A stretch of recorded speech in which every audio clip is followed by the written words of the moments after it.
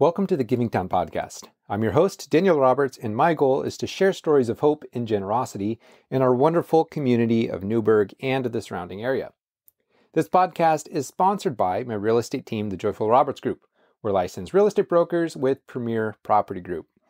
If you are considering making a move or selling your home within the next year, reach out to me and I'll be more than happy to walk you through the process of selling your home. In today's episode, I'm interviewing Ron Mock with the Civility Project. We'll be discussing the idea that disagreement is a gift, the 3 levels of civility, the goal of this project, along with several other powerful concepts. So here's my conversation with Ron, and I hope you enjoy it as much as I did. Thank you, Ron, for joining me today, and I'm excited to talk about the Civility Project.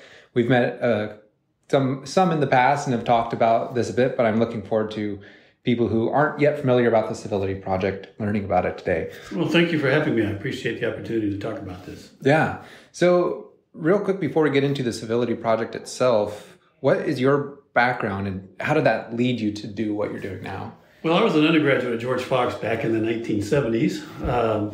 And at that point, I wasn't sure what I wanted to do, but I had a professor tell me I should go to law school, which I eventually did. It wasn't the first thing I did, but I did go to law school at the University of Michigan. And while I was there, I encountered a group called the Christian Legal Society, which was promoting mediation as an alternative for believers if they had legal disputes, so they wouldn't have to go to court and could settle it amongst themselves. And right after I graduated, I went to a conference on that, and I got involved with the Christian Conciliation Service as a sort of an interested volunteer. Eventually, I helped set up a Christian Conciliation Service in Detroit. And practiced part-time and ran that for part-time as a practice lawyer, the part-time after I graduated and ran that part-time. So then I moved back to Oregon and I joined the staff at George Fox. They had started a Center for Peace Learning and they asked me to come and do some things about interpersonal conflict and mediation as part of the Center for Peace Learning. So I got on the staff there in 1985, began to accumulate classes, started teaching about community mediation, helped the Yamhill County Mediation Service, that's called Your Community Mediators now, helped them get started and did their trainings for the first 20 years or so of their organization so that I would train their mediators. And so mediation training, mediation practice, being involved in a peace center, teaching politics at George Fox, those are all the little pieces that came together. To help me be ready, I think, to do this kind of work. Yeah. So what about mediation to you stuck out as something that you thought, hey, this is something I actually want to do, spend some of my life doing this? Well, when I was my first year out of law school, first of all, I was interested in it as sort of a theological project. Okay. That believers shouldn't be suing each other. There are other ways for them to resolve their conflicts, hopefully. And the mechanism was unclear to me, but they were trying to set up one for the Christian mediation program. My first year out of law school, I worked for the Court of Appeals in Michigan as a pre-hearing attorney, which means when they filed appeals, they would come up to our office and I would go through the files of the appeal cases and write a memo introducing the court case to the judges of the Court of Appeals.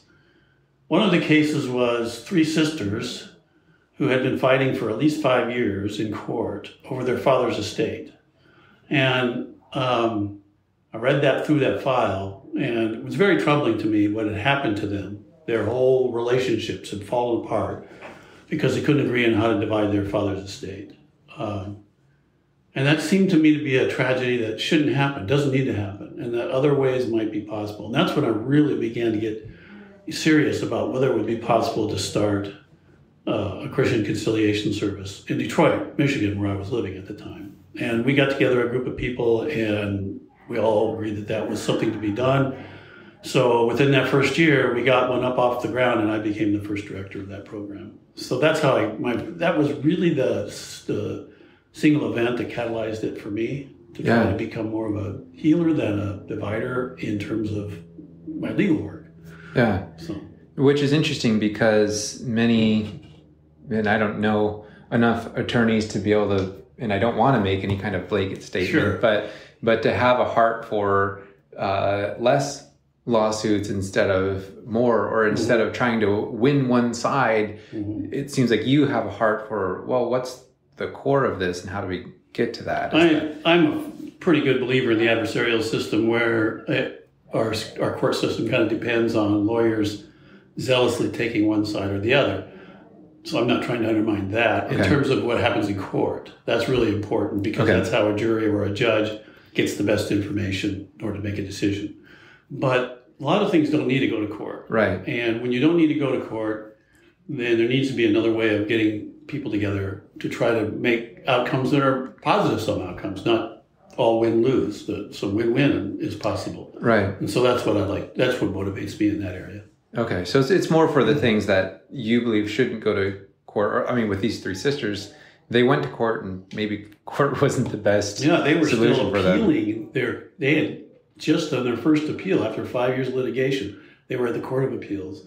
If they didn't, if they didn't like that outcome, they had another couple of years maybe to get to the Michigan Supreme Court. They weren't done. Yeah. They were still going to be beating each other up. What ended up happening with that situation? I don't know. After the Court of Appeals, I didn't see how it went. Well, so that was before you'd started the mediation process. So they didn't ever go through the mediation process. They never went through the mediation process. It was just a really sad case that I ran across. In that role. That's sad that they never were able to go through the mediation process. As far as I know, they weren't. No. Who knows? Maybe later they encountered somebody. Yeah.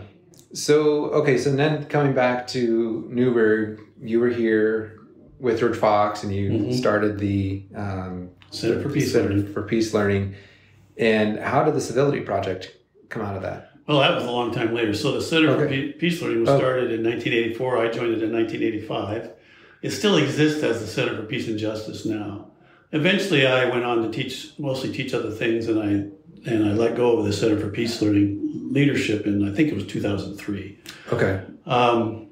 In 2020, COVID had hit, and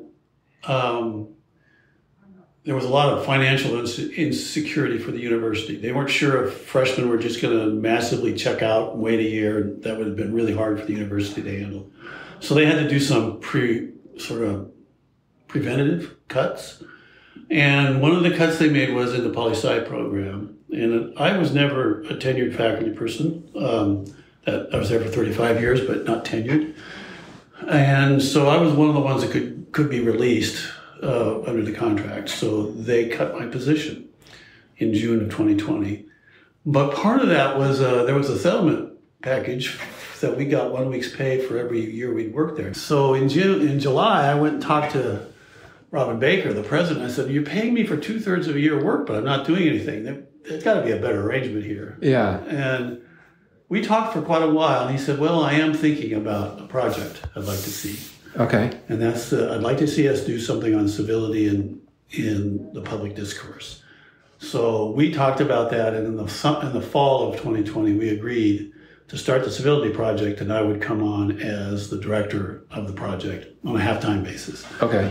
And that's how the project got started, from basically a concern that Robin Baker at the university had about the environment the university was trying to operate in. Right, yeah. So, looking at local politics already in the fall of 2020, it was pretty clear that we were divided locally, but this was a reflection probably of what was happening nationally. We've been on a track nationally for higher and higher levels of political polarization amongst the populace and in Congress and in all of our political systems. People have been documenting this, scholars have been studying this for quite a while. Yeah. And so the university sits on the fault lines locally of the division that we experience here. The Quaker Church had gone through a split in 2017. So the Northwest Yearly Meeting, which was is a sponsoring group for the university, had split in two. And the Newburgh Friends Church here, the largest Friends Church in town, also split, which I was a member of. So the university sits on that fault line in the church. And then, you think about national and even Oregon state politics, all the way up, there's division. Yeah. And the university's sitting in there amidst it. Robin was really concerned that we at the university should have a response for that, to try to help the communities that were being divided overcome that division and regain or build the ability to work together across our differences. So that was the impulse for starting the Civility Project. Yeah. So that's a big task to take on. Yes. To overcome differences. I mean, it sounds like a wonderful thought and idea, but I'm sure the implementation is very complex and nuanced. And so can you share a little bit about what that looks like? Well, we bite off the pieces we can chew. Hopefully. Okay.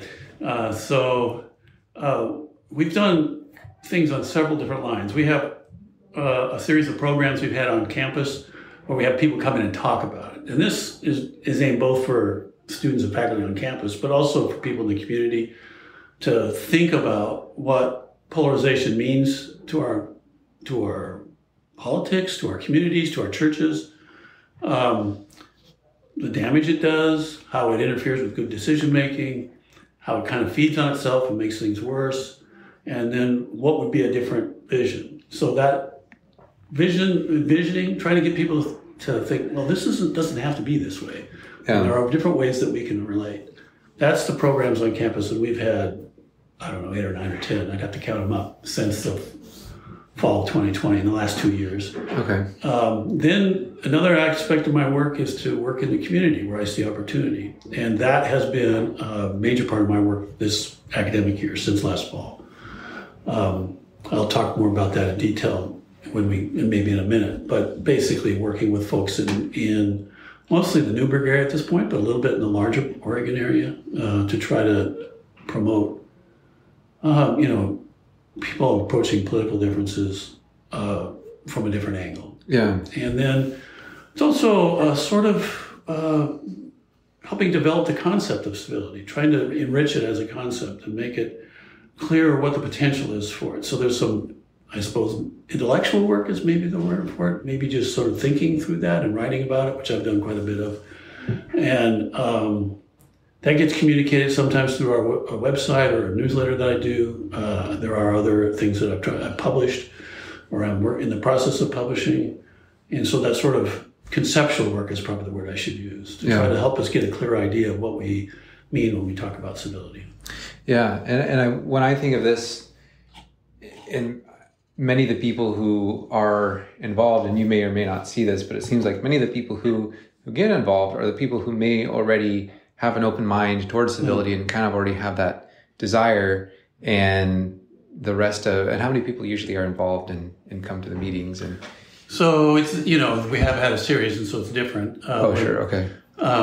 When we had David French here last November 1st, there were like several hundred, 400, 500 at a session that we had on campus with George Fox. For him, because he's a fairly big name, people have heard of him. But for others, we have smaller groups, 30, 60, 80, come to those. For one of the things, this was a sort of a built-in audience. On the 2nd of April, I spoke at the Mayor's Prayer Breakfast here in Newburgh, and there were 150 people there, approximately. So different groups, different sizes of groups, and some of those overlap, but there's a lot of new people in all those. So hundreds and hundreds so far probably have been connected to one or the other of the things we do. Plus, I've taught 3 classes and had another study group of students who are exposed with to some of the civility ideas because of that, and that's totaled 75 or so out of all those. Yeah, and the reason I ask is because many of these people come and they have the desire to be civil and learn. And then my thought goes to, what about all those people that, the people who really need it the most are the ones who never seem to show up? Oh, yeah. Well, I grant you that there are some people in politics who seem to gravitate towards the hard-nosed or the bitter, the hostile. Mm-hmm. But my impression is that most people would prefer not to do that. Most politicians I've encountered, when I say politicians, I mean, not only people who might run for the ones we normally associate, like state legislature or something, but even the local people who run for school boards or city councils or park boards.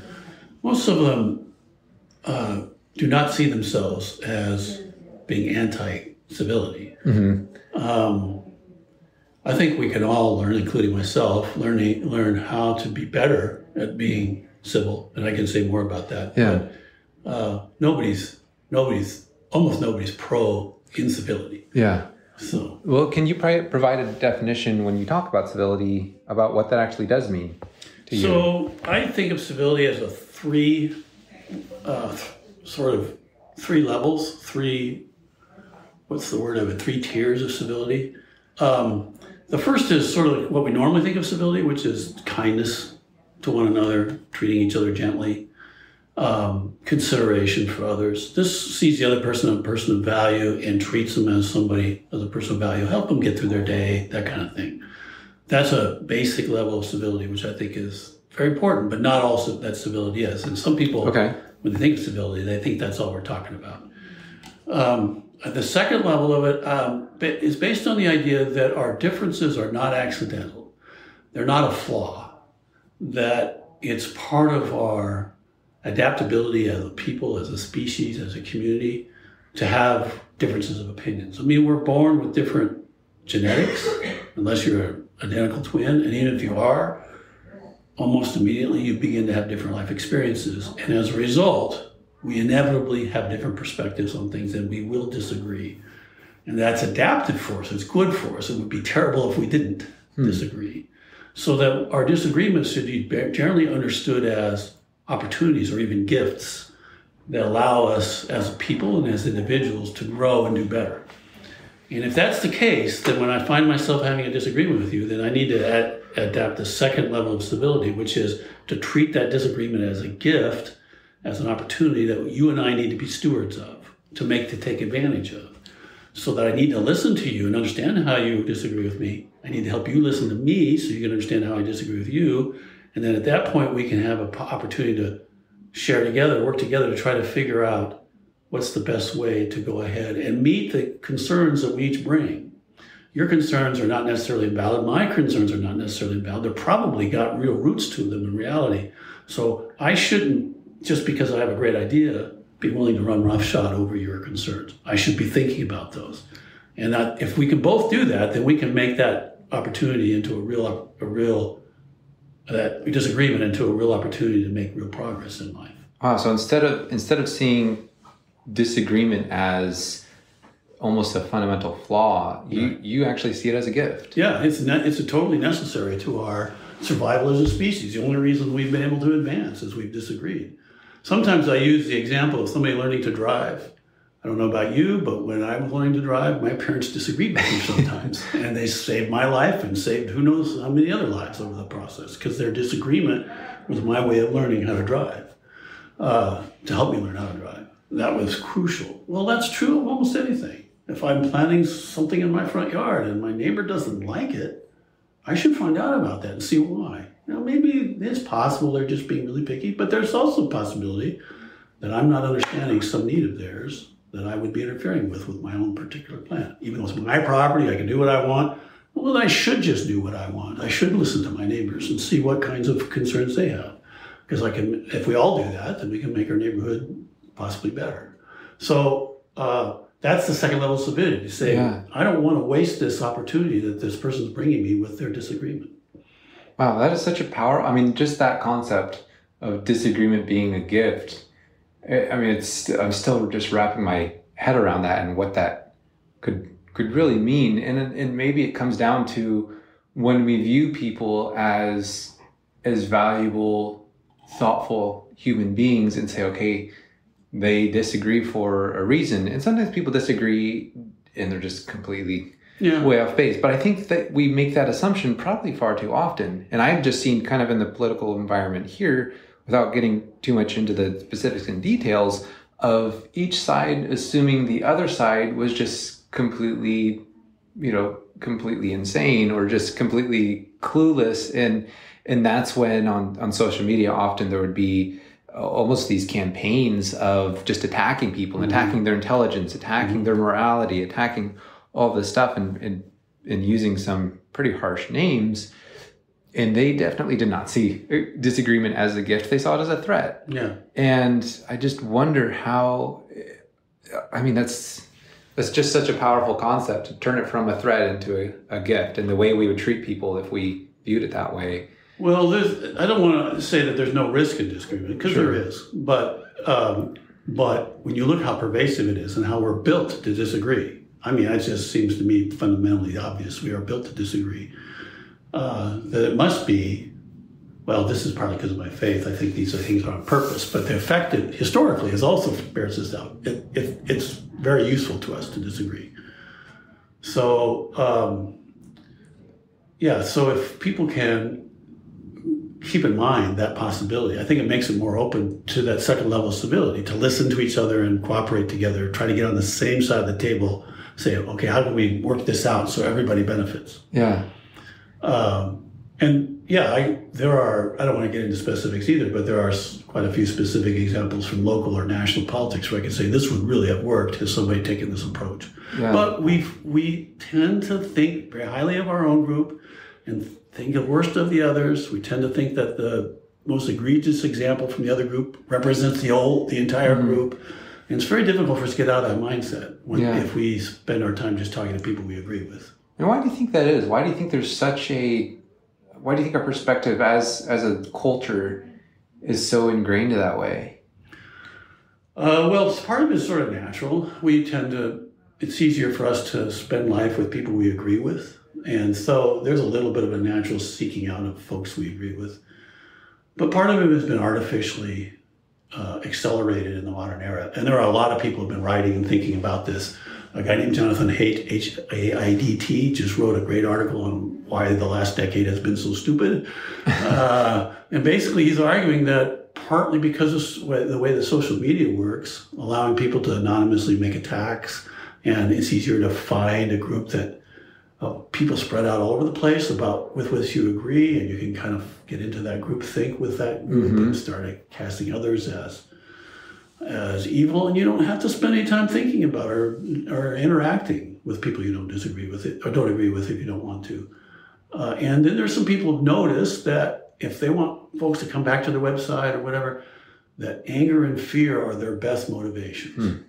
And if they can make you afraid of somebody or angry at somebody, and then they can say, but don't worry, I've got your back, keep coming and listen to me, I can show you how to handle and deal with these threats. Well, you will. You'll keep coming back. Yeah. And they can sort of hook you into a pattern of listening only to them about those issues. I mean, it makes everything worse. Seems to describe kind of most of the main media channels too. And to some degree, they all have that temptation. Yeah. That's true. And I mean, I think that's kind of known that media is about making money, and that's kind of what they do. Whichever side of the coin or whichever channel you're watching, their goal is to keep you watching, and if they can do that by fear or anger, but no, that's just a really powerful concept. So that gets me to my third level of civility, which is we've been talking now about how the culture of how we interact with each other has gotten more polarized.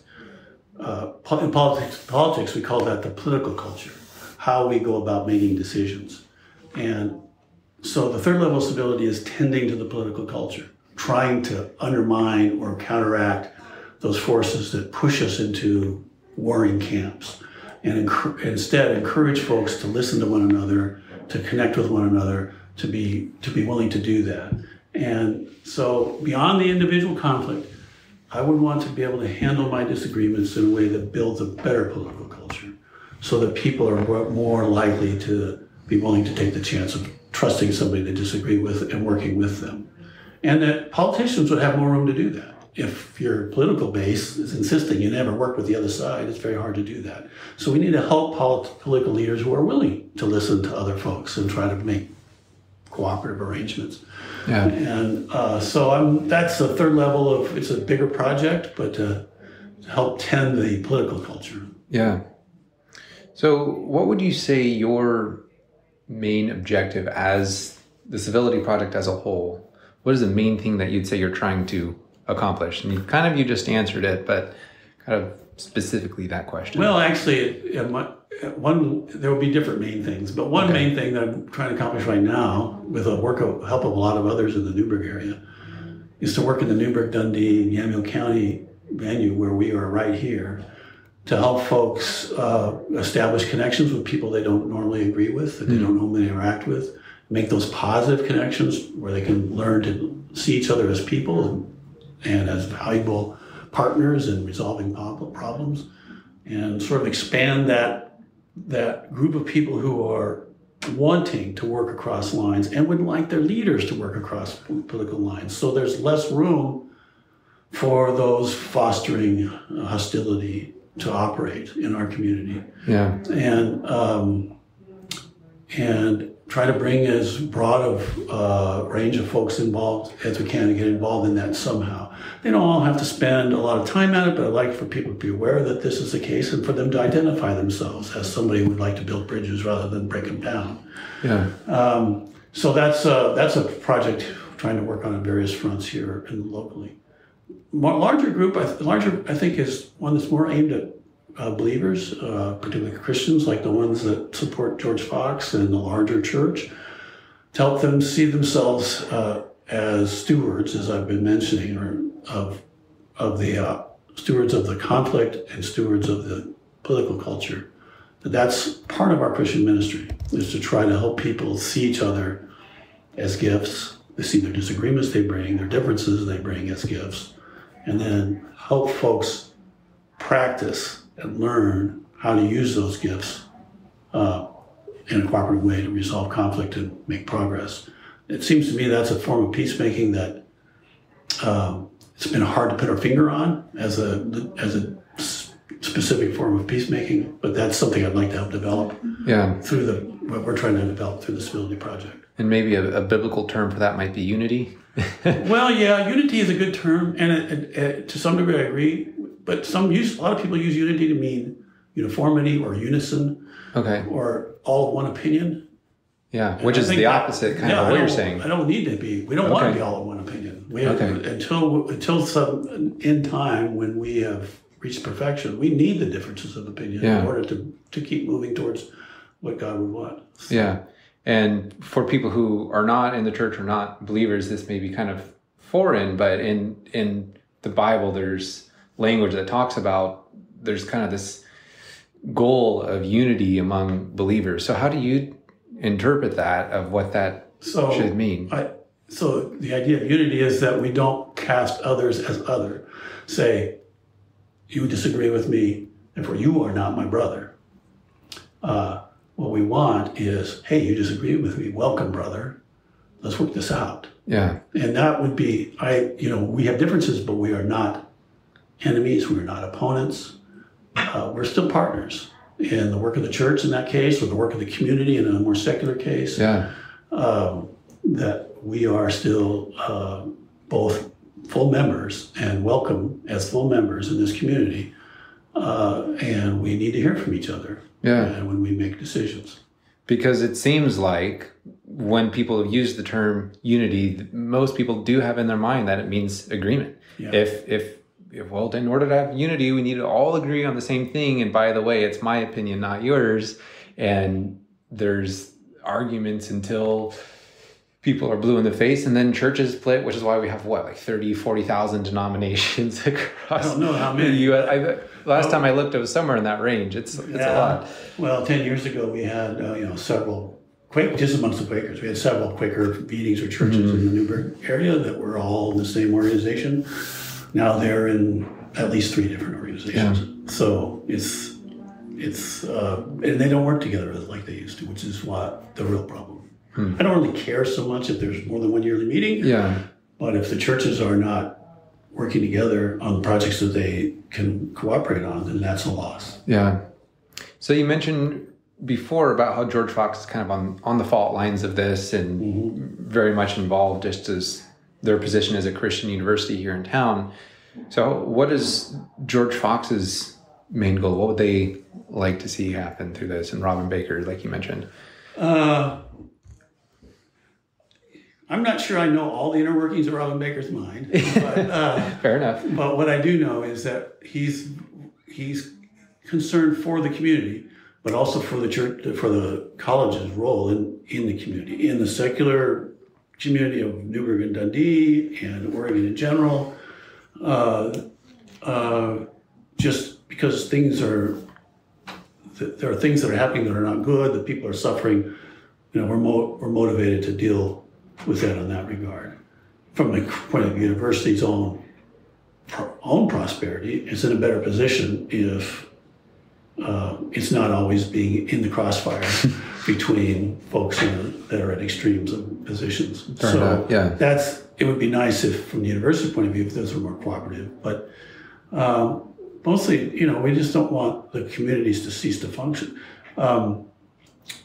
We had on the 30th of March, or the 9th of March, we had a session involving the Silverton mayor, the Newburgh's mayor, Rick Rogers, a community leader from Canby, and Polly Peterson from Newburgh as a community leader, to talk about what's going on in each of their communities. Okay. And I asked them at that session, what do they worry about? What's the worst case scenario?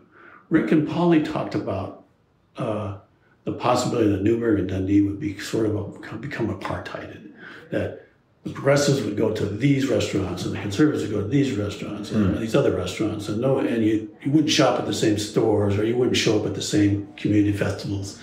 We would become two separate hostile communities. And we're not there, but you could see it going that direction. Yeah. The people from Canby and particularly Silverton said, well, that's a concern, but we're also concerned about violence. And the mayor from Silverton told about a demonstration where people were going to march in memory of, I think it was George Floyd's killing. Some of the locals thought, oh, this is going to be like a riot, maybe like in Portland, so they pointedly sat out in front of their homes and businesses with weapons, with arms, guns. And the mayor was concerned that something bad would happen, somebody would shoot somebody. And if that happened, then you don't know what the next fallout would be. And such things have happened in Portland.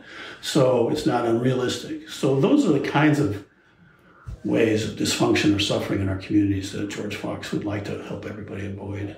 Yeah. Well, and I think even with some of those examples, I have talked to both sides, and it's almost shocking to me how much I have realized people kind of want the same thing accomplished, but because one person has taken one stance and one has taken another stance, for example, with Black Lives Matter, regardless of what people's opinion with that, everyone agrees that Black Lives Matter. It's just, okay, well, is it that organization or what, and how people have approached it? And to me, it's so sad that has become, like, if people were able to sit across the table like you and me and say, okay, what actually is your viewpoint? What is your goal? How would this look? And what is the value of any minority race, or specifically Black lives? And I think they might be shocked at how much they agree when instead there's, when, for example, when someone says all lives matter, there's a lot of connotations with that, and people read things into it, and maybe certain people who say that don't know what the connotation is. So, just things like that, where people agree more than they realize. And I'm not going to get into the weeds completely of all that, but I just see so much misunderstanding where people could really just sit and listen and say, you disagree, sure, on some things, but you disagree way less than you think you do. So I can give you a real concrete example. Sure. In the Newburgh School District, last summer, the new majority that got elected last spring, their first day in office, they introduced 3 motions. One was to bar Black Lives Matter and gay pride signs in the classroom, and then there were 2 others on a similar theme. They never actually have discussed the other 2. They've only discussed the one. They first adopted the ban as proposed, and then they adopted a policy to try to be a little more sophisticated about dealing with it. Mm-hmm. All those conversations were very difficult, lots of anger, lots of hostility. Not one person on that board ever said that it was okay if some kids were not comfortable in the classroom or welcome in the classroom. They all would agree if you asked them. Yes, every kid that comes to our district should be safe and welcome in our classrooms. Mm-hmm. That was the issue. That was the issue that a lot of people were raising, that some people wouldn't feel safe and welcome, depending on which signs were there and which ones weren't. Mm-hmm. They never actually, as a group, said, we agree that all kids should be welcome in classrooms. If they had started there and built out from there to figure out how to make sure some kids weren't being alienated and some kids weren't feeling welcome, I'm pretty sure they could have worked, or they and the faculty working with them could have worked out a positive policy that says this is the approach we'd like to take to make sure all our kids are welcome in the classroom. But nobody actually said, nobody asked them to all say, are you willing to let any kid be unwelcome in our classroom? Because none of them, I believe, would have said, no, it's fine. They never would have said, no, it's fine if those kids aren't welcome. Nobody would have said that. Yeah. So that's an example of where the disagreement wrapped in hostility made it impossible for that group to figure out a way through the process that wasn't just one side power politicking the other side. Yeah. Well, this is a really good lesson, I think, because we are more or less stuck with there being people with very different views. And how can we move forward and say, what are the things that we agree with, such as making sure that every student feels welcome and valued and that no one is discriminated against? And how can we, with that, move forward and maybe not 100% unanimous, make decisions, but how can we go forward with that and decide the best way to do it? I should say that Rebecca Pyros twice tried to initiate that kind of approach as a board member. So the way I said it before made it sound like nobody was trying to work that way, but Rebecca was. But she just couldn't get it going. It never got traction. Yeah. So we're running a bit towards the end of our time here. So one of the things that you may have already touched on, if you feel like this question's been answered, we can go to the next one of what you'd say the long-term vision is for the Civility Project. We don't know how long the Civility Project is going to run. We've been running it year by year. It'll be one more year for sure. We're going to try to do some planning over this summer, perhaps, to figure out what the potential is for the longer run. I'm going to be 66 this summer, so I'm not going to be doing, at some point I'm going to retire. So it also involves planning for stability and people taking on the project and how we'll arrange for that. The long range, I think, one of the long range possible goals, this is mine, I can't speak for the university at this point because we haven't discussed it, is to have an ongoing presence on campus where we have some initiatives that are constantly being pushed out into the community to help communities work on conflict, but also things like maybe developing a sort of an understanding or a code of conduct for politicians, and then giving citizens little scorecards they can use to rate their politicians for civility. On a nonpartisan basis, this wouldn't be sponsored by any political party. It would be applied to all the political parties equally, but make politicians aware that their voters, potential voters, are watching them for civility and going to reward, maybe vote a little bit differently because they appreciate one person's civil approach over somebody else's polarizing approach. If we can make politicians know that people are holding them accountable for this, we'll get different behavior. Yeah. So. And then what are some of the challenges you've faced starting this project and where you are now, and what are some things that you have done and are doing to overcome those? I already talked really indirectly about one of the big ones, which is a lot of people distrust civility. They think it's the way that people in power just keep everybody else and be quiet. And that's I'm not interested in that kind of thing, because that, again, we're not taking advantage of the different of our differences when we do that. So to try to have a richer view, a more robust view of civility, saying it's not just being nice. It is being nice, but it's not just being nice. It's still insisting that we work together on our differences to try to find results, and that we pay attention to how the whole political culture is working and whether we are despoiling it or strengthening it. And so I think that's one of the big sort of conceptual challenges that we're working on, and we'll have to keep working on because there's still people that haven't heard of that we're doing a different version of civility than they're used to. Yeah. Well, even my understanding, I mean, the thing that is really sticking out to me, like you've said, to that second tier of recognizing disagreement as a gift, I think that is a message. Even that concept is so foreign to people. I think that could really benefit a lot of people to even consider disagreement as a gift. So if people want to hear a nice 10-minute concise version of that, the Mayor's Prayer Breakfast, I spoke with that theme. The Mayor's Prayer Breakfast is on video. It's about an hour and maybe 90 minutes long. I only spoke for 10 minutes. 11. They gave me 10, but I think I took 11. Okay, I'll get a link to that from you, and I'll put it in the description for this episode. Sure. If people are interested in the Civility Project, they can write to me at civility@georgefox.edu, and I'll put them on our mailing list. I do a newsletter periodically. Okay. So that'll help them keep up with what we're doing. And what are some other ways that people in the community can get involved? So there's a group of us planning a community event probably for June 18th. It's a Saturday. It's the day before Father's Day, where we're going to, the goal is to kick off a new level of community involvement in the Newburgh-Dundee area. People who are interested in that in working in Newburgh and Dundee, should contact me at that civility@georgefox.edu. Okay. And we'll plug them into that project and the spin-offs. We're hoping for a lot of spin-off projects from the different things that people might be interested in. Maybe something related to art, maybe something related to conversation. Who knows? We've got different ideas. Cooperative projects, that kind of thing.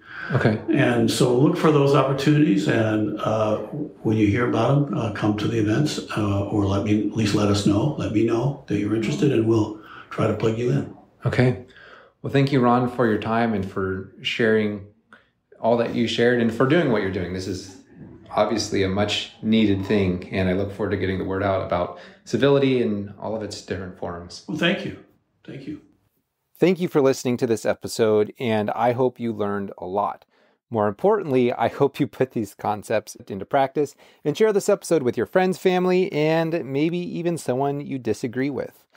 You can check out more information on the Civility Project website, which I've linked in the description. There is also a great video of Ron sharing more specifically about the gift of disagreement, and you can check that out in the description as well, which I've linked and given the timestamp for that. If you enjoyed today's episode, please hit the subscribe button to make sure you get each episode as it comes out.